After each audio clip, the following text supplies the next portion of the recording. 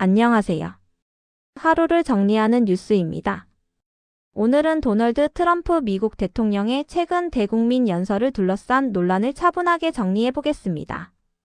이번 연설은 단순한 정치적 메시지를 넘어 허위 통계 논란과 함께 트럼프 대통령의 지지율 하락, 그리고 미국 사회가 현재 어떤 불안을 안고 있는지를 그대로 보여주는 사례로 평가받고 있습니다.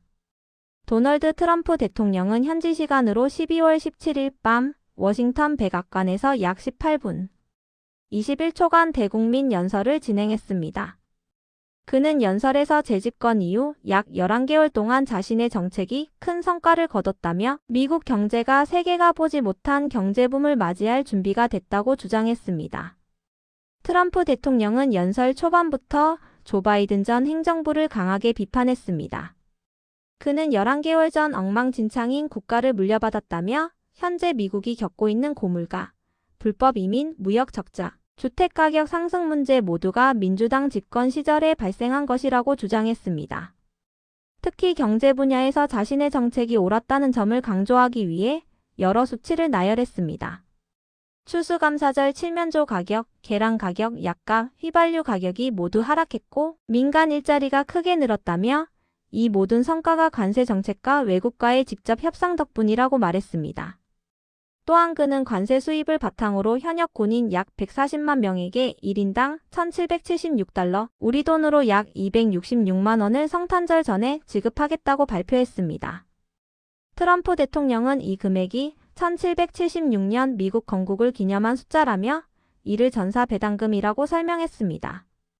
하지만 같은 날 발표된 여론조사 결과는 트럼프 대통령의 발언과는 전혀 다른 현실을 보여주고 있었습니다. PBS 방송과 마리스트 대학교 조사에 따르면 트럼프 대통령이 대통령직을 잘 수행하고 있다는 응답은 38%에 그쳤습니다. 특히 경제정책에 대한 지지율은 36%로 그의 2기와 2기 집권 기간을 통틀어 가장 낮은 수치였습니다. 미국인들이 현재 가장 우려하는 경제 문제로는 물가가 45%로 가장 높았고 집값과 주거비가 18%로 뒤를 이었습니다. 즉 트럼프 대통령이 말한 경제붐과 달리 국민들이 체감하는 경제 상황은 여전히 매우 어렵다는 의미입니다. 이러한 지지율 하락 속에서 트럼프 대통령의 이번 연설은 반전을 노린 승부수로 해석됐습니다. 그러나 연설 직후 미국 주요 언론들은 내용의 상당 부분이 기존 연설의 반복이며 사실과 다른 주장들이 다수 포함돼 있다고 지적했습니다. 뉴욕타임스는 트럼프 대통령이 일자리가 늘었다고 주장했지만 실제로 미국의 2025년 11월 실업률은 4.6%로 2021년 9월 이후 최고치를 기록했다고 보도했습니다. 또한 트럼프 대통령은 재집권 이후 18조 달러의 투자를 확보했다고 밝혔지만 백악관이 공식적으로 집계해 발표한 수치는 9조 8천억 달러로 거의 2배에 가까운 차이가 있었습니다. 약값이나 발언 역시 논란이 됐습니다. 트럼프 대통령은 약값을 최대 600%까지 인하했다고 주장했지만 언론은 100%만 인하해도 약값은 0달러가 된다며 수치 자체가 성립되지 않는 주장이라고 지적했습니다. 휘발유 가격 역시 사실과 달랐습니다. 트럼프 대통령은 미 전역 평균 휘발유 가격이 갤런당 2.50달러라고 말했지만 실제 평균 가격은 약 2.90달러로 확인됐습니다. 워싱턴 포스트는 이번 연설에 대해 허위 사실로 가득 찼다고 강하게 비판했습니다. 연설에서 거의 유일하게 새로운 내용으로 평가된 것은 현역 군인에게 지급하겠다고 밝힌 전사 배당금이었습니다. 그러나 뉴욕타임스는 이 지급안이 실제로 시행되기 위해서는 의회의 승인이 반드시 필요하다고 지적했습니다. 즉 발표는 있었지만 실제 지급 여부는 아직 불확실한 상태입니다. 주택가격 상승 문제와 관련해서도 트럼프 대통령은 책임을 바이든 행정부에 돌렸습니다. 그는 불법 이민자들이 대거 유입되면서 납세자의 돈으로 주택을 제공했고 그 결과 미국인의 월세와 집값이 급등했다고 주장했습니다. 그러면서 새해에는 미국 역사상 가장 공격적인 주택개혁 정책을 내놓겠다고 밝혔지만 구체적인 방안은 제시하지 않았습니다.